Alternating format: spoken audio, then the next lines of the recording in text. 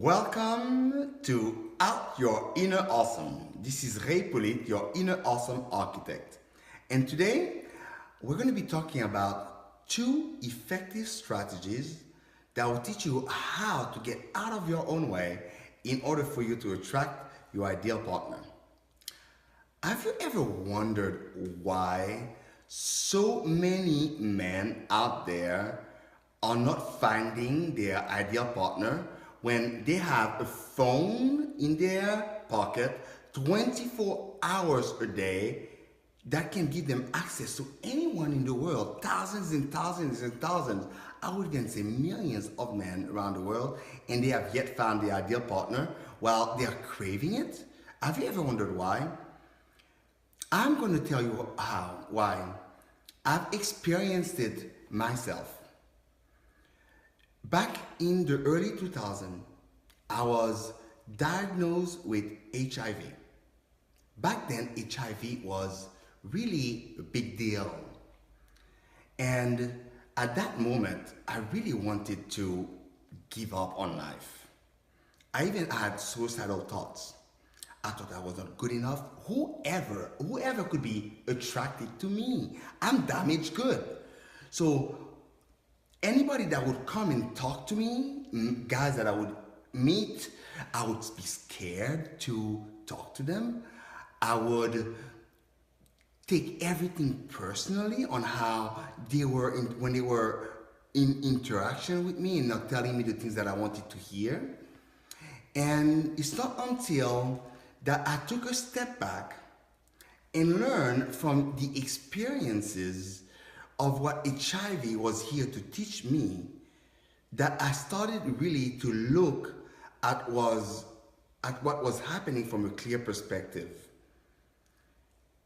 HIV was here to teach me about the art of unconditional love.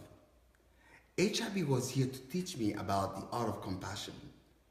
HIV was here to teach me about how to cultivate that inner dialogue inside that is caring, loving, gentle, and forgiving.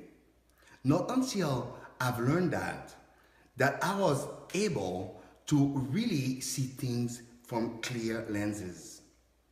So what I want you to get from that story that I just shared is first that not until you create a practice of supporting beliefs aligned with the things that you want to attract, you're never going to be seeing clearly what is happening day in and day out in your quest to find your ideal partner. For example, back then, my limited belief was I am not good enough. No one will want to be with me. So whenever a guy was not talking to me in a way that was appropriate or in a way that was flirtatious, I took it personally. But meanwhile, that guy could have easily been attracted to me. That guy could have been really shy. But I was seeing it from a different perspective. Second, it's really important to know that the brain craves the familiar. And what I mean by that is the bigger the risk, the more you're going to fear. So the bigger the risk, meaning your goal is to find your ideal partner and you want to meet someone and you make that your goal, so you're going to fear rejection even more. All of us can relate to that fear of rejection, right? We've all been there. So what you need to do is to really get to understand what fear is all about. Fear is an emotion that exists in the future. For example, let's say that right now you fear heights and you find yourself in the Grand Canyons and you are taking a very nice stroll and walking and without really paying attention, and you find yourself reaching the edge of that cliff. You look down, you're no longer going to fear heights, you're going to fear falling down. And when you're falling down, you're not going to fear falling down, you're going to fear how you're going to land.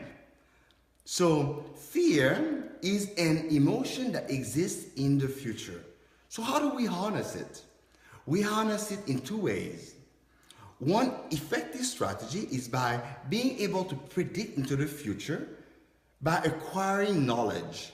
Knowledge about how to communicate with others, knowledge on how to understand human emotions, human conditions, how they like to be talked to, communication skills. And by acquiring knowledge, you're going to be able to predict what's going to happen in your future interactions with others. Second is by neutralizing that fear.